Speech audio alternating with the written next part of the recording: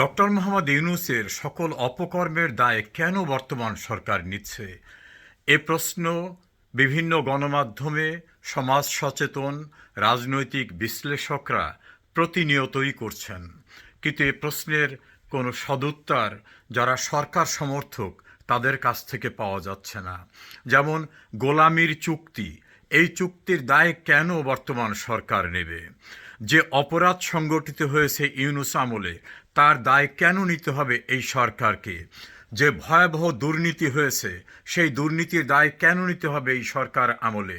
Doctor Yunus তার ব্যক্তিগত দুর্নীতির মামলা প্রত্যাহার সহ রাষ্ট্রের কর ফাঁকি দেওয়া, আগামী 5 বছর তাকে কোনো কর দিতে হবে না, এ জাতীয় অন্তত 26টি সুযোগ সুবিধা নিয়েছে যেটা কনফ্লিক্ট অফ ইন্টারেস্ট, সেটাকেও কেন এই সরকার বৈধতা দিতে যাচ্ছে?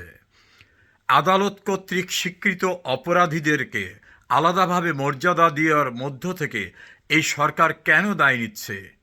একদিন কিন্তু এই দায়ের কৈফিয়ত দিতে হবে।